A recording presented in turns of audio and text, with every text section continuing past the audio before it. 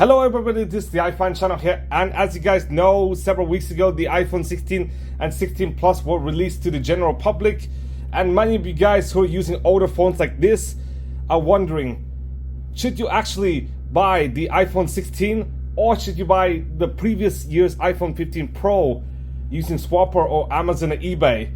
So let me answer this question for you guys. Why not? Let's start with pricing. The iPhone 16 starts at $800.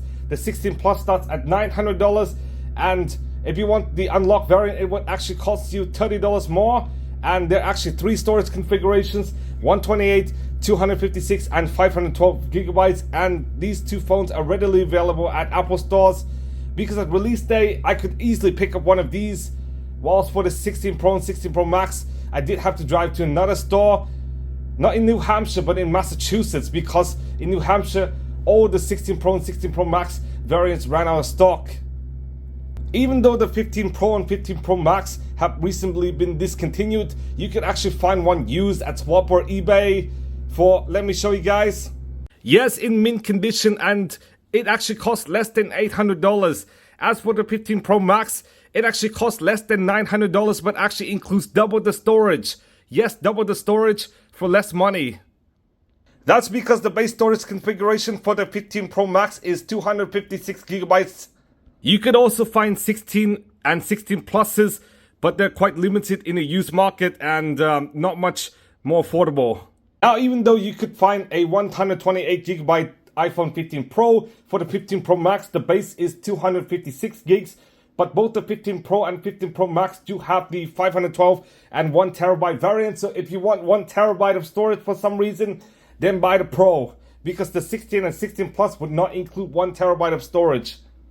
Now, both the 16 and 15 Pro do have the same screen sizes.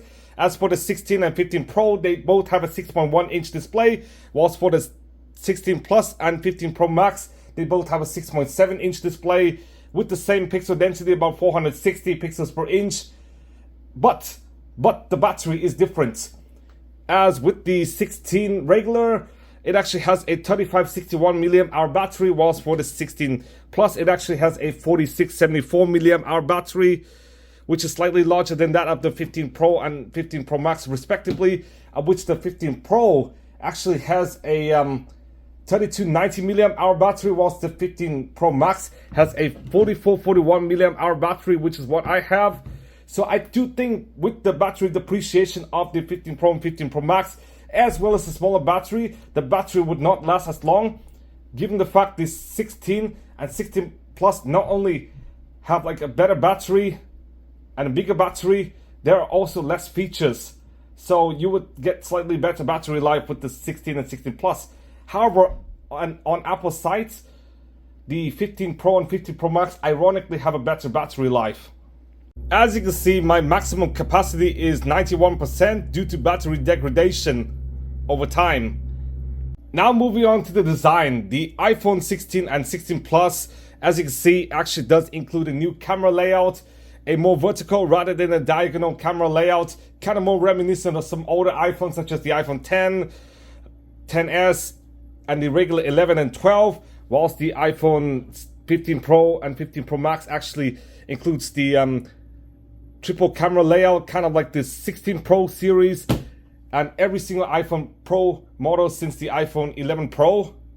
And despite the fact both the iPhone 16 regular and the iPhone 15 Pro do support USB-C, they actually do have disparate transfer speeds, because the iPhone 16 actually only supports USB 2.0 with a transfer speed of 480 megabits second, whilst the iPhone 15 Pro actually supports USB 3.0 standards and could support up to 10 gigabit second transfer speeds. Now, both the iPhone 16 regular and 15 Pro series do support the same brightness, with brightness up to 1000 nits in typical environments, 1600 nits with HDR, and 2000 nits outdoors. And for the 16 series, they do advertise 1 nit minimum brightness. And as for the feel and texture, as you can see, this is actually the color infused glass with aluminium and stuff, and it actually kind of feels a bit smooth, whilst the 15 Pro series is also quite smooth with titanium and a textured matte glass back, as you can see.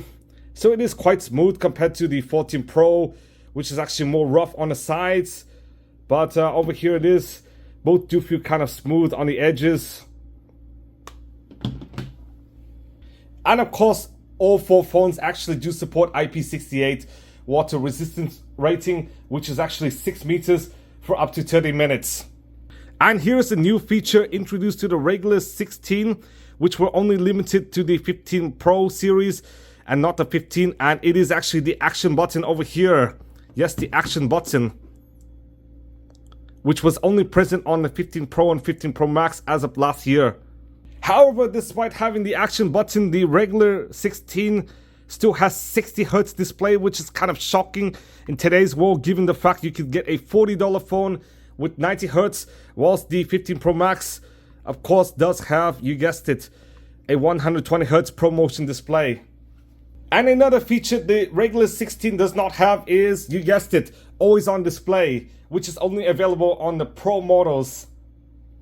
Now, even though the iPhone 14 does share the same processor as the 13 and 13 Pro, and the iPhone 15 does share the same processor as the 14 Pro, the iPhone 16, on the other hand, has a totally different processor from the iPhone 15 Pro, and we're now going to test the Geekbench to see how the iPhone 16 fares to the iPhone 15 Pro. So let's check the CPU benchmark, and I'll see you guys soon. Now the A18 does have like 6 cores, 2 performance cores which are actually around 3.8 gigahertz, and 4 efficiency cores which are around 2.1 gigahertz. There's actually a 5-core GPU on the 16 regular, and the 16 regular does have 8 gigs of LPDDR5 RAM. The 15 Pro, on the other hand, does have an A17 Pro with 6 cores. It is also 3 nanometers. 2 performance cores which are actually 3.8 gigahertz, and 4 efficiency cores which are 2.1 gigahertz. And there's actually a 6-core GPU, and it actually has, you guessed it, 8 gigs of LPDDR5 RAM. So I'll see you guys when the results are set. And the scores are finally in. As you can see, the regular 16 does perform better than the iPhone 15 Pro. Apologies if earlier in the video I did say the A18 is actually 3.8 gigahertz for the 2 performance cores. I just recently found out it is actually 4.03 gigahertz. I was being misled on the internet, unfortunately. Now let's move on to battery. The iPhone 16 could handle wire charging up to 45 watts and actually charges from 0 to 50 with the 20 watt charger in about 30 minutes and takes around 90 minutes to charge. Whilst the 15 Pro can handle wire charging up to about 27 watts and charges from 0 to 50 with a 20 watt charger in about 30 minutes and takes around 90 minutes to charge. But because there are diminishing returns with some of these bigger wattages, therefore you would not notice a tremendous difference if you were to buy, like, say, a 20 watt charger. Now, one aspect which is actually better on the 16 compared to the 15 Pro is actually in the Wi-Fi standards, as the 16 does include Wi-Fi 7 802.11be, whilst the 15 Pro only supports Wi-Fi 6E, which is actually an older standard, but both of them do support Bluetooth 5.3 and a 2nd gen ultra wideband chip. So why not? I'm actually going to test the internet speeds to see how much faster the iPhone 16 is compared to the iPhone 15 Pro lineup.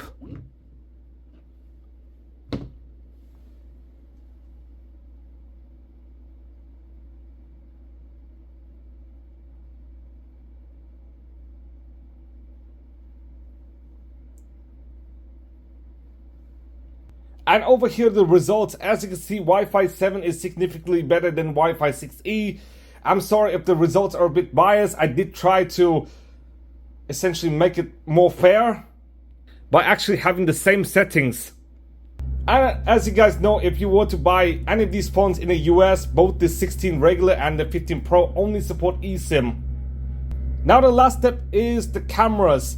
The iPhone 16 does have a 48 megapixel 1.6 aperture as a primary camera, but because there's actually a dual camera system, the shots are actually converted to 24 megapixel shots that are sharp and bright in the dark, whilst the 15 Pro does have a triple camera setup, 48 megapixel 1.78 aperture as the primary without the conversion to 24 megapixels, and it actually has a more advanced second generation censorship, optical image stabilization, and adaptive true tone flash.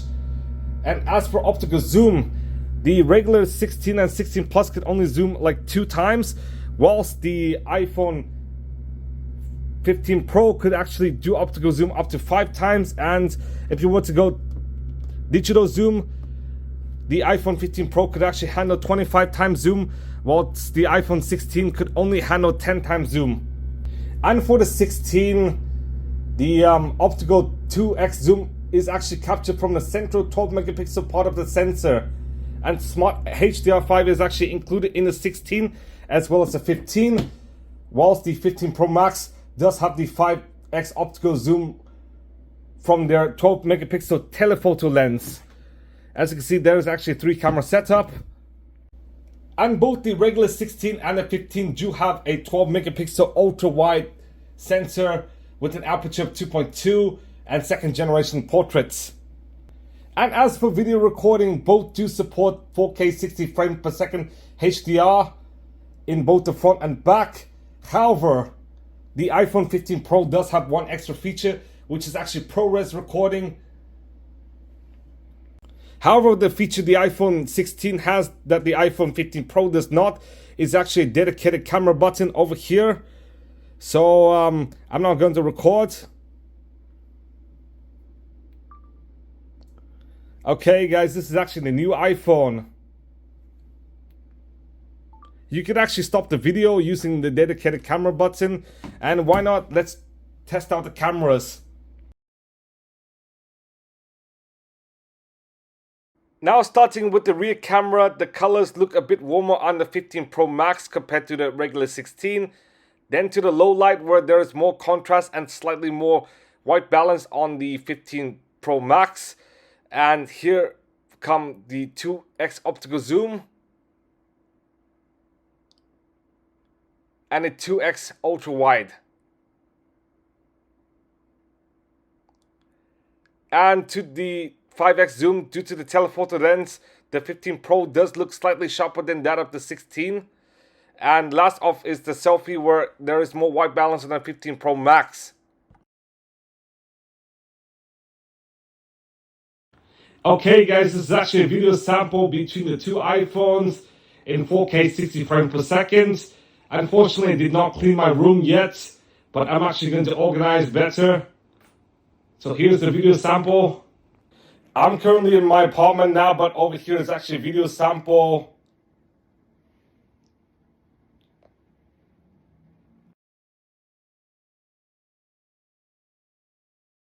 Over here is actually the low light sample between the two phones.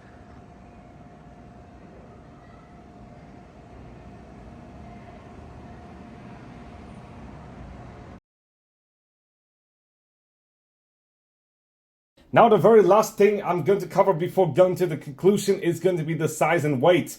The iPhone 16 is slightly taller and slightly wider than that of the 15 Pro, but actually thinner. And also the iPhone 16 is actually lighter than that of the 15 Pro due to the aluminium and infused glass versus the titanium, as the iPhone 16 and 16 Plus weigh only around 170 grams and 199 grams respectively, whilst the iPhone 15 Pro and 15 Pro Max weigh like 187 and 221 grams respectively.